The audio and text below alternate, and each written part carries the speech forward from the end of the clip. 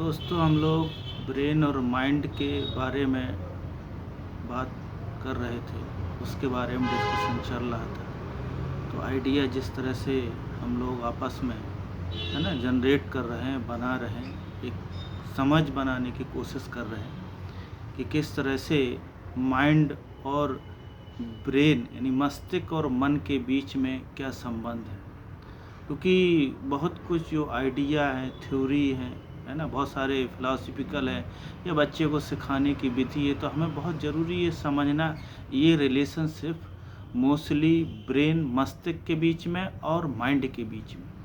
क्योंकि हिस्टोरिकली ऐतिहासिक रूप से अगर हम देखें तो बहुत ज़्यादा फोकस मोस्टली माइंड पर रहा है, मस्तिष्क पे इतना फोकस नहीं रहा। मस्तिष्क के नेचर, उसकी प्रकृति पे फोकस उतना नहीं रहा। जितने भी मोस्टली विचारक रहे वो ये क्षमता मान रहे कि ह्यूमन जो मनुष्य का मन है वही सब कुछ है, या मोस्टली ब्रेन को, मस्तिष्क को वो इग्नोर करते रहे, है ना।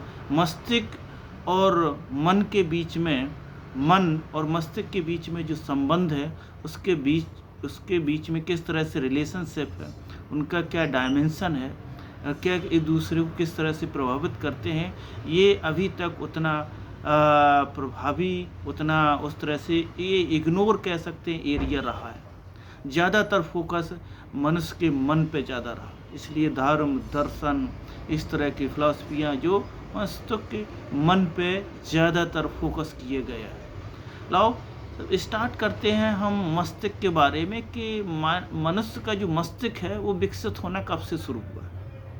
तो साइंस को जो हिस्टोरिकल एविडेंस हैं वो इस तरह से दिखाते हैं कि मानव मस्तिष्क, आधुनिक जो मानव है, लगभग 1.5 लाख साल पहले, क्रो-मैग्नो मानव, नियंथर, इस तरह के नाम आते हैं, जो 1.5 लाख साल पहले या 2 लाख साल पहले एविडेंस दिखाते हैं कि मनुष्य के मस्तिष्क में ऐसे करेक्टर, इस तरह के बदलाव आना शुरू हुए। उसके पहले है ना बहुत सारे चिंपैंजी, गोरिल्ला के करेक्टर थे लेकिन बाद में जो मॉडर्न आधुनिक मस्तिष्क है, आधुनिक मानव है, उस मस्तिष्क का जो विकास है वो 1.5 लाख साल पहले, 2 लाख साल पहले उसकी एक शुरुआत होती है।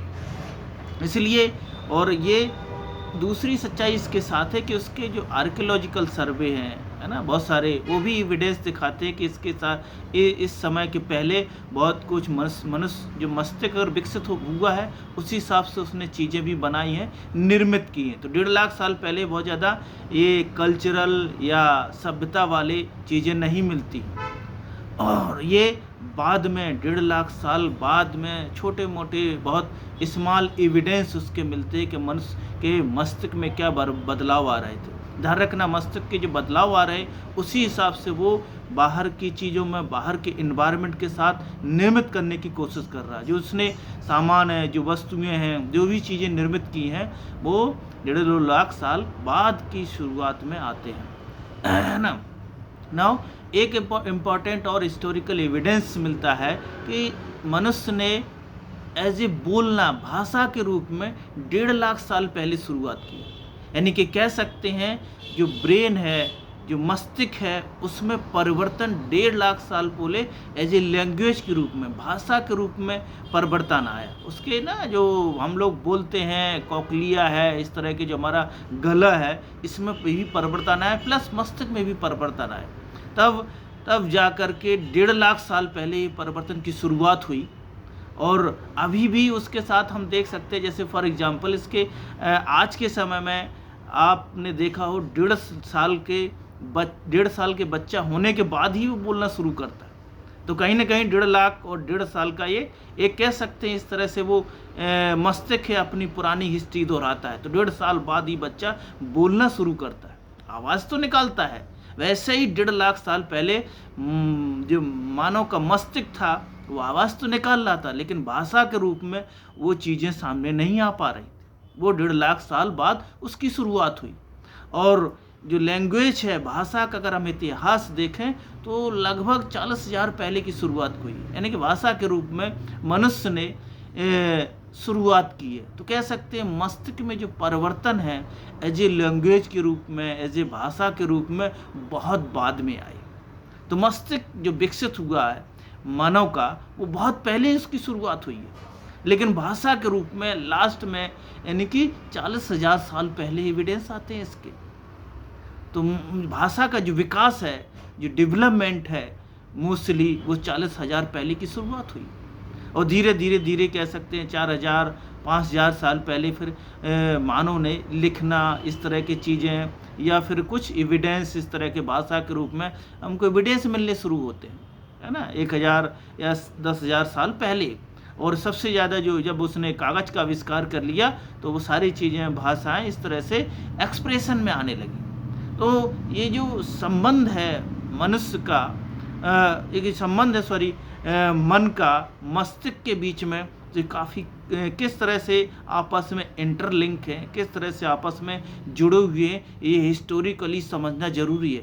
तभी हम विज्ञान, दर्शन, भाषा, जो भी मनुष्य ने आपस बाहर जितने भी सांस्कृतिक या सभ्यता बनाई है, वो हम तेजी से समझ सकते हैं। कि मनुष्य के मस्तिष्क में परिवर्तन आया ना, मनुष्य के मस्तिष्क में परिवर्तन आया, और उसने माइंड, उसी हिसाब से माइंड का फिर बाहर कल्चर रूप से विकास हुआ। ध्यान रखना, जब मस्तिष्क में परिवर्तन आया, ब्रेन विकसित हुआ भाषा के रूप में बोलने के लिए, उसी प्रकार से बॉडी में भी परिवर्तन आए, तब मानव ने बाहर सभ्यता का निर्माण किया है, निर्माण हुआ है। तो कहीं ना कहीं जो गहरे निर्माण है, निर्माण किए गए, वो गहरे रूप से मानव के जो मन के रूप में, मन में गहरे में गुण छिपे थे, ऐसा नहीं है। ज़्यादातर आर्गुमेंट दिए जाते हैं, ज़्यादातर एक्सप्लेनेशन दिए जाते हैं माइंड को लेकर के, जबकि माइंड का जो आधार है, बेस है, वो ब्रेन है, मस्तिष्क है। ध्यान रखना, कह सकते हैं ना, मस्तिष्क की जो लहर है वो मन कह सकते हैं। और दूसरी, मन केवल आधुनिक जो अभी तक जो रिसर्च आ रही हैं, वो भी एक्सप्लेन कर रही हैं कि मन केवल मस्तिष्क में ही नहीं, पूरे शरीर में उसका फैलाव होता है ना, पूरे शरीर में फैला हुआ मस्तिष्क, और बाहरी परिवेश से भी जुड़ा होता है।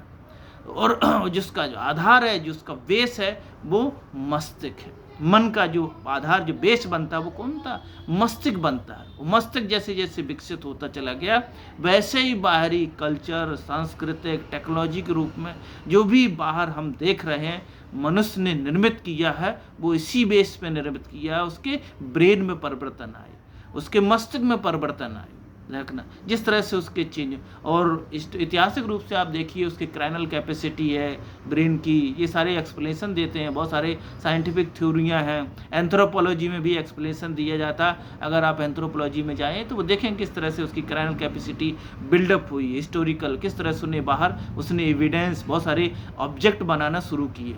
तो दो सेपरेट चीज़ों में मैं एक्सप्लेन अपने करना चाहता हूँ, एक मन और एक मस्तिष्क। ध्यान रखना, दोनों बहुत अलग चीज़ें हैं। ब्रेन जो हमारा, यानी कि इस, है ना, हमारे सर के अंदर है, जो एक न्यूरोलॉजिकल संरचना है ना, बॉडी का सबसे एक श्रेष्ठ पार्ट है, सब कुछ बॉडी में कंट्रोल करता है, उसे मस्तिष्क कहते हैं। और जिसके अंदर और बॉडी के पार्ट में क्या रहता है? मन रहता है। दोनों आपस में रिलेशनशिप है, उनके बीच में संबंध है। और ध्यान रखना, मस्तिष्क कहीं ना कहीं मन बाहरी परिवेश से भी लिंक है ना, बाहरी परिवेश से भी लिंक है।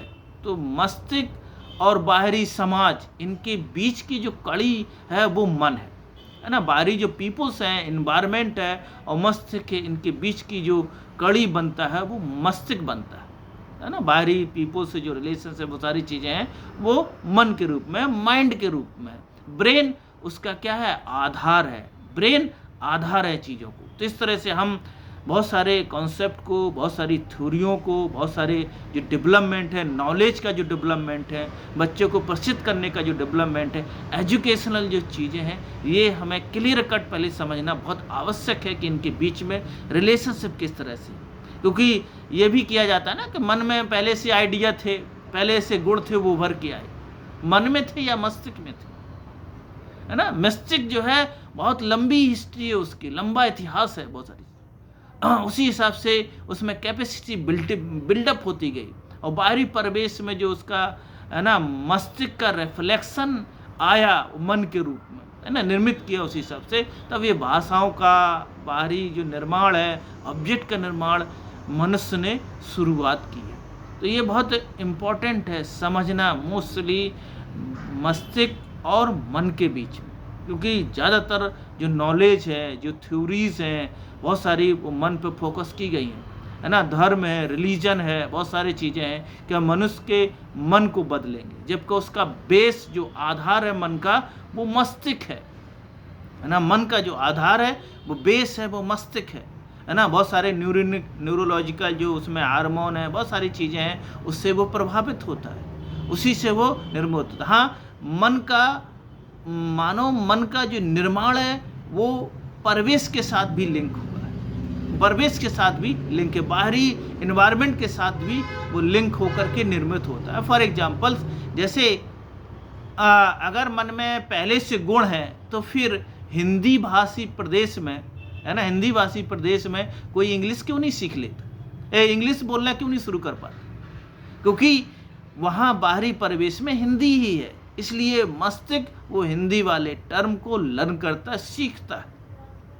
अगर ऐसा होता मन में पहले से गुण है तो पहले से गुण इंग्लिश के होना चाहिए था, पहले से गुण और दूसरे भाषा के भी आना चाहिए, यानी कि इंग्लिश भाषा के परिवेश में कोई हिंदी बोल सकता है क्या? बच्चे को जब हिंदी नहीं सिखाई जा रही, यानी कि अगर उसके ऐसा माना जाता है उसके मन में गुण हो, मान लो गुण है हिंदी वाले मन में, तो अब क्या उभर के आ सकते हैं?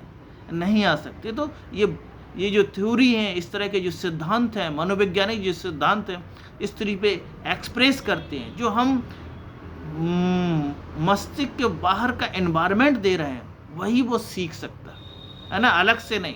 जितना सिखाएंगे मस्तिष्क और मन के बीच में जो रिलेशनशिप होकर के बनेगा वही हम सीख सकते हैं, इससे एक्स्ट्रा नहीं। तो दोस्तों, ये सारे जो डिस्कशन है, महत्वपूर्ण आर्गुमेंट हैं, इस पर सभी आशा करता हूँ इस पर सोचने की और जानने की, समझने की कोशिश है। मैं एक प्रयास कर रहा हूँ, एक एफर्ट कर रहा हूँ, अब तक जो अवेलेबल इंफॉर्मेशन है, जानकारी है, उसके बेसिस पे एक्सप्लेन करने की कोशिश कर रहा हूँ। आप लोग भी इसमें अपना आर्गुमेंट, अपना सहयोग देने की कोशिश करते रहेंगे।